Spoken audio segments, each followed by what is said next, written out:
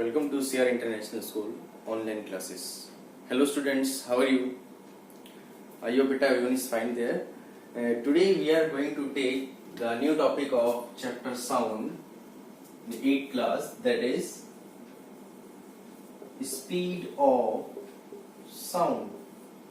Last class में बच्चे जो हमने टॉपिक किया था वो था हमारा कि प्रोपगेशन ऑफ साउंड.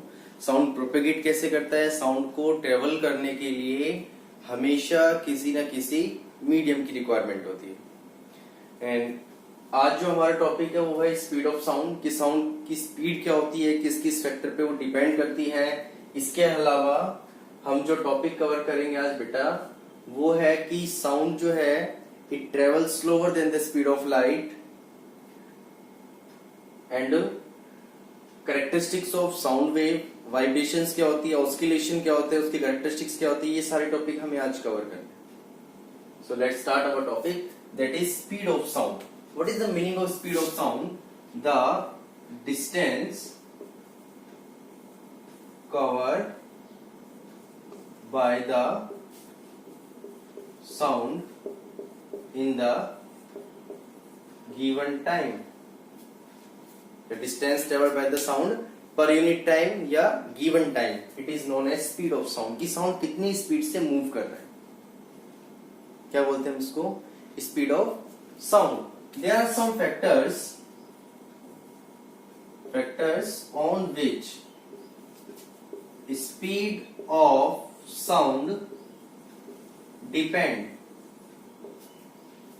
कुछ फैक्टर्स होते हैं बेटा जिसपे ही साउंड की स्पीड डिपेंड करती है. देखो ऑब्वियसली बात है, जब हम किसी से बात कर रहे हैं तो हमारा साउंड उस तक ट्रेवल हो गई तो जा रहा है. अब कितनी स्पीड से जा रहा है, that is the speed of sound. Speed means कितना डिस्टेंस कवर कर रहा है साउंड, कितने टाइम के अंदर कवर कर रहा है, उसको बोलते हैं हम स्पीड ऑफ द साउंड. और कुछ फैक्टर्स हैं जिसके ऊपर साउंड की स्पीड डिपेंड करती है. There is one factor that is temperature. First one is temperature. Speed of sound is directly proportional to temperature. Directly proportional का मीनिंग मैंने आपको पहले ही बताया था कि अगर टेम्परेचर इंक्रीज होगा तो साउंड की स्पीड भी क्या होगी जी, इंक्रीज होगी. रीजन क्या होता है उसके अंदर कि जब किसी भी चीज का टेम्परेचर इंक्रीज होता है तो बेटा उसको एक तरह से एनर्जी मिलती है हीट की फॉर्म के अंदर. और जब एनर्जी मिलेगी तो पार्टिकल्स और स्पीड से मूव करेंगे. पार्टिकल्स जितनी स्पीड से मूव करेंगे उतनी ही स्पीड से वो एनर्जी को, साउंड एनर्जी को कैरी करके एक जगह से दूसरी जगह लेकर जाएंगे.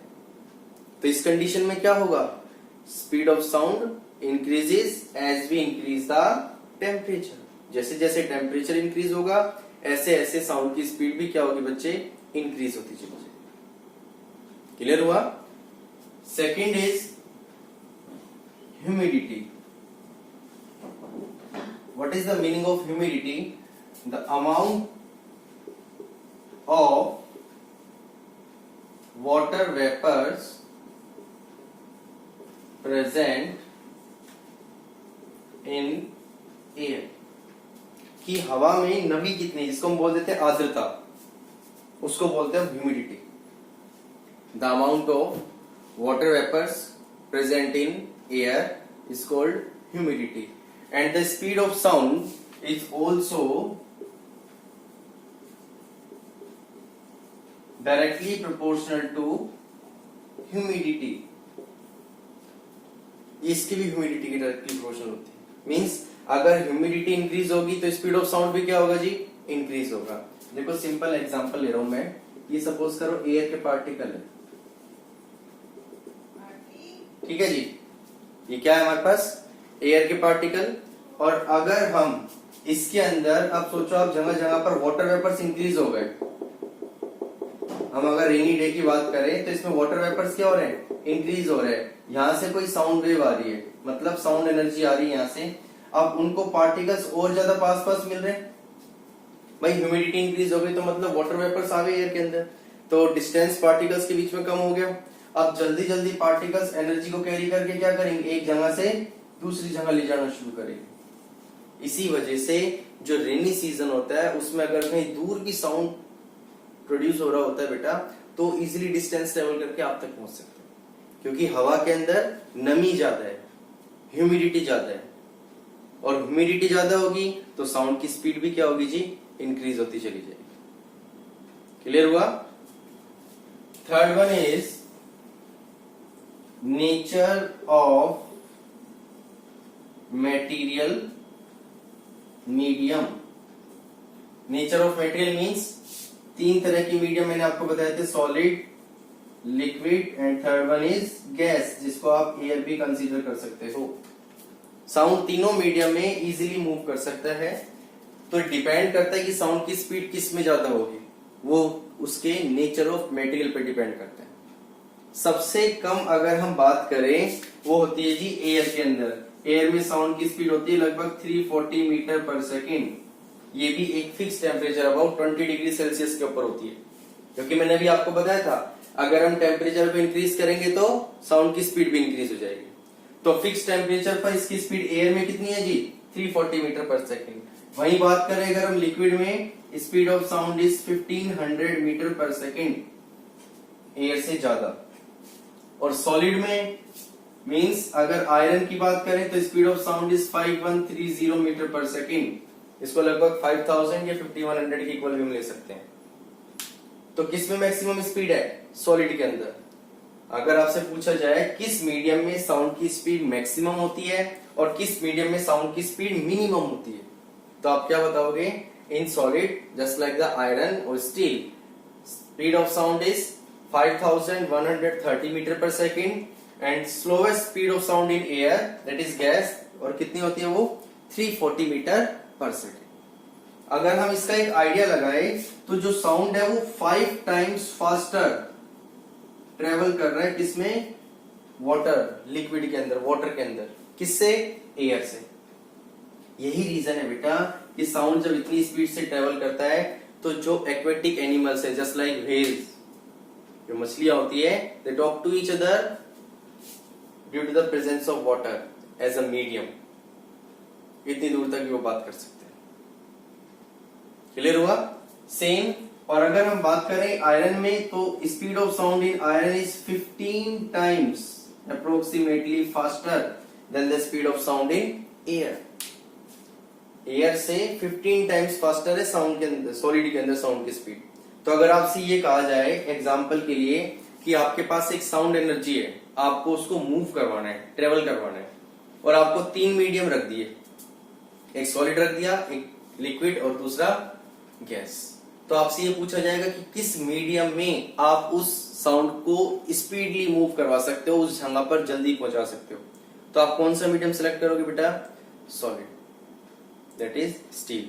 इसी वजह से इसकी एक जनरल एप्लीकेशन भी आती है कि अगर ट्रेन एक स्टेशन दूर भी होती है और अगर कोई पटरी पर अपने कान लगा के रखता है तो सॉलिड मीडियम है, तो उसको पता चल जाता है कि उस ट्रैक के ऊपर कोई ना कोई ट्रेन आ रही है, क्योंकि जब ट्रेन चलेगी तो वाइब्रेशन साउंड प्रोड्यूस होगा और वो साउंड उस सॉलिड ट्रैक के थ्रू इजीली ट्रेवल करेगा।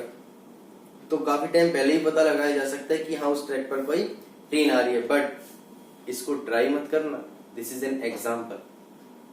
कहीं ऐसा ना हो कि आप ट्राई करने के लिए किसी स्टेशन पे जाके खड़े हो जाओ कि हाँ हम देखेंगे स्टेशन पे ट्रेन आएगी या नहीं आएगी, ऐसा नहीं करना।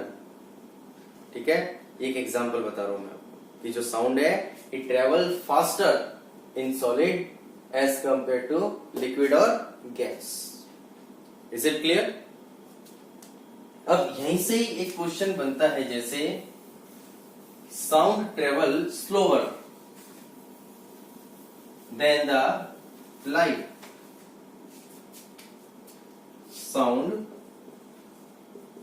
travels slower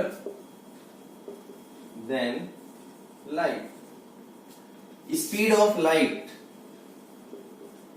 speed of light की अगर मैं बात करूं तो ये होती है बेटा 3 into 10⁸ मीटर पर सेकेंड। और एयर के अंदर स्पीड ऑफ साउंड एयर में कितना होता है जी, 340 मीटर पर सेकेंड। ये तो इसके आसपास भी नहीं है, ये कितना जा रहा है लगभग दिस वन, और ये देखो कहा है सिर्फ 340। तो light travel faster than the speed of sound. अगर आपसे कंपैरिजन करवाया जाए कि लाइट ट्रेवल फास्ट करेगी या साउंड फास्ट करेगा, तो आप क्या बताओगे बेटा? Light always travel faster than the sound. इसी का एक एग्जांपल ही बताता हूं मैं आपको। जैसे बारिश के दिनों में इन अ रेनी सीजन जो लाइटनिंग होती है, बिजली कड़कती है, वो तो हमारे को पहले नजर आ जाती है, but the sound of thunder is heard a little letter. और जो बिजली कड़कने की आवाज आती है वो बाद में होती है। आपने भी देखा होगा ये कि कहीं पर आपको लाइटनिंग नजर आ जाती है पहले, बट उसकी आवाज बाद में आती है। रीजन, क्योंकि लाइट जो है वो ट्रेवल फास्ट कर रही है। किसके कंपैरिजन में? साउंड के कंपैरिजन में। इसलिए साउंड हमारे को बाद में सुनाई देगा। जो साउंड है वो हमें बाद में सुनाई देगा, बट लाइट हमें पहले दिखाई देगी। ऐसे ही आपने देखा हो जब दिवाली में हम रॉकेट चलाते हैं तो रॉकेट ऊपर जाके बिल्कुल फट भी जाता है, रोशनी भी दिख जाती है हमारे को, बट कुछ टाइम बाद उसकी आवाज आती है। सीधा सा एग्जांपल है, क्योंकि स्पीड ऑफ लाइट क्या है? More than the speed of sound. इसलिए साउंड जो है वो प्रोड्यूस हुआ है, वो हमारे तक बाद में आया है, और जो स्पीड ऑफ लाइट है वो ज्यादा होने की वजह से हमें पहली नजर आ रही है हमारे। क्लियर हुआ? So that is the concept of speed of light, कि जो स्पीड ऑफ लाइट है वो हमेशा ज्यादा होती है स्पीड ऑफ साउंड से। इसलिए कुछ फैक्टर्स ऐसे हैं जिसमें हमें साउंड बाद में सुनाई देता है और लाइट पहले नजर आती है। क्लियर हुआ? चलो, वेरी गुड।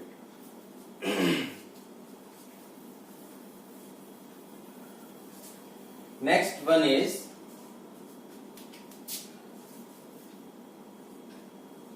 वाइब्रेशन। मैंने आपको पहले भी डेफिनेशन बताई थी इसकी। The back and forth motion of an object from its mean position, उसको क्या बोलते हैं हम? वाइब्रेशन। जैसे हमारे पास ये एक मार्कर है, अगर मैं इसको ऐसे करते जा रहा हूं, बैक एंड फोर्थ मोशन जा रहा है इसका, किससे? इसकी मीन पोजीशन से। क्या बोलेंगे जी इसको? वाइब्रेशन। ऐसी अगर आपके पास कोई स्ट्रेच रबड़ है, आप उसको बीच में से प्लग करते तो रबड़ ऊपर नीचे मूव करता है, वही तरह से बैक एंड फोर्थ मोशन चल रहा है। क्या बोलेंगे उसको? वाइब्रेशन। और स्लो वाइब्रेशन, अगर कोई वाइब्रेशन बहुत स्लो है तो हम उसको ऑस्किलेशन बोल सकते हैं। क्या बोल सकते हैं? ऑस्किलेशन। इसी में एक टर्म आती है ऑस्किलेटरी मोशन। ऑस्किलेटरी मोशन क्या होता है? सपोज करो मेरे पास ये स्ट्रिंग है, ठीक है, मैंने एक बीच में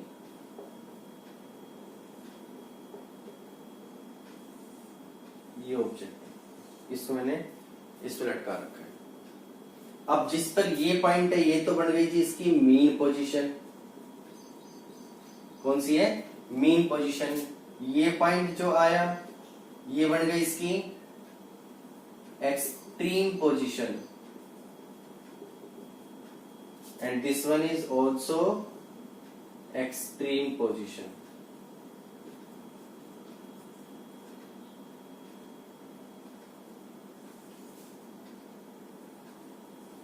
तो ऑस्किलेटरी मोशन क्या होता है? The back and forth motion of an object on the same path from its mean position. अगर ये ऑब्जेक्ट मैंने ऐसे लटका रखा है और ये इस तरह से मोशन कर रहा है, मतलब कि इसकी मीन पोजीशन से एक्सट्रीम पे गया, फिर वापस मीन से एक्सट्रीम पे गया, फिर वापस मीन पे आया, तो इस तरह का बैक एंड फोर्थ मोशन चल रहा है। सेम पाथ, एक ही पाथ के ऊपर, पाथ मतलब रास्ता, एक ही पाथ के ऊपर इसकी मीन पोजीशन से जब कोई object back and forth motion करता है बेटा, तो उसको बोलते हैं ऑस्किलेटरी मोशन। क्या बोलते हैं? Oscillatory motion. The back and forth motion on the same path of an object from its mean position या middle position is called oscillatory motion. Clear हुआ? इसके अगर हम कुछ एग्जांपल बताएं तो आपने देखा होगा, जैसे पहले वॉल क्लॉक आती थी, उसमें पेंडुलम लगता था बीच में, वो ऐसे मूव करते रहता था नीचे की तरफ, वो कौन सा है जी? ऑस्किलेटरी मोशन है। ठीक है। एक आपने देखा होगा एक बोट वाला स्विंग झूला होता है जिसमें हम मूव करते हैं तो वापिस अपने सेम पाथ के ऊपर ही मूव करता है, तो वो भी कौन सा मोशन आ रहा है? That is also the oscillatory motion. अब इस ऑस्किलेटरी मोशन के बेस पे ही यहाँ पर जो साउंड वेव है ऑस्किलेटरी वो बोल सकते हैं, और इसका एक दूसरा नाम भी होता है बेटा ऑस्किलेटरी मोशन को हम दूसरा क्या बोलते हैं? Periodic motion.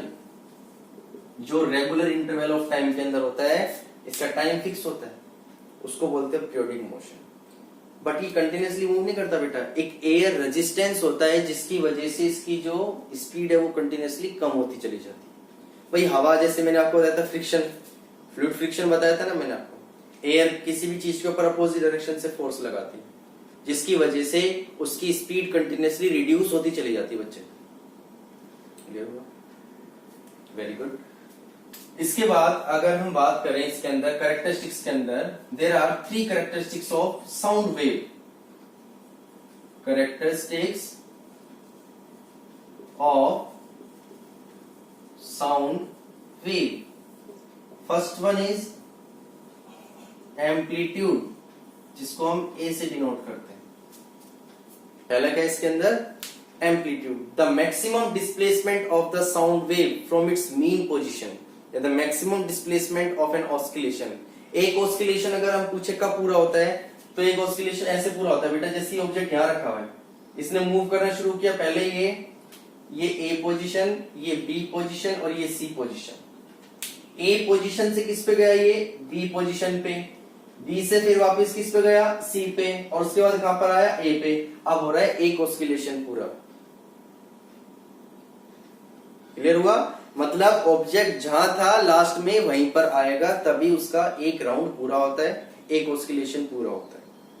अब अगर हम बात करें एम्पलीट्यूड की, the maximum displacement of an oscillation from its mean position, ये इसकी मीन पोजीशन है, इससे कितना डिस्प्लेसमेंट हो रहा है, कितना ऊपर तक जा रहा है, यहां, इसको बोल देते हैं इसका एम्पलीट्यूड। जैसे ये हमारे पास कोई ऑब्जेक्ट फ्रीली मूव कर रहा है, ऑस्किलेशन, अब ये इसकी मीन पोजीशन है, ये मीन पोजीशन से कितना ऊपर जा रहा है। क्लियर हुआ? मीन पोजीशन से कितना मैक्सिमम डिस्प्लेसमेंट हो रहा है इसके अंदर, उसको बोलते हैं उसका amplitude. The maximum displacement of the sound wave, हम इसको साउंड वेव की फॉर्म में डिफाइन कर सकते हैं, from its mean position is called amplitude and it is denoted by A. और अगर हम बात करें इसकी यूनिट की, then the unit of amplitude is metre. क्या होती है एम्पलीट्यूड की यूनिट? एम्पलीफायर वर्ड सुना होगा आपने, जो हम साउंड सिस्टम में लगाते हैं। क्यों लगाते हैं जी? आवाज को तेज करने के लिए, ताकि साउंड दूर तक जा सके। तो वो एम्पलीफायर उसका एम्पलीट्यूड इंक्रीज कर रहा है। तो यही प्रोसेस है यहाँ पर मेन, कि अपनी मेन पोजीशन से कितना दूर तक डिस्प्लेस हो रही है कोई साउंड वेव, कितनी दूर तक साउंड जा रहा है, उसको बोलते हैं उसका एम्पलीट्यूड। अगर तेज होगा साउंड तो साउंड दूर तक जाएगा, मींस एम्पलीट्यूड ज्यादा उसका। Clear? Second characteristics is frequency, जिसको हम न्यू से डिनोट, इसको बोलते हैं न्यू, इससे डिनोट करते हैं, या स्मॉल एफ से भी डिनोट कर देते हैं। The number of oscillation take place in 1 second, 1 second के अंदर कितने ऑस्किलेशन हो रहे हैं कंप्लीट, उसको बोलेंगे फ्रीक्वेंसी। क्या बोलेंगे उसको? Frequency of this. जैसे ये हमारे पास एक ऑस्किलेशन अपनी मीन पोजीशन पे है, ये इसका एक राउंड यहां पर पूरा हुआ, तो 1 सेकंड के अंदर ऐसे कितने राउंड पूरे करता है, उसको बोलेंगे उसका frequency of this oscillating motion. The number of oscillation in 1 second is called frequency.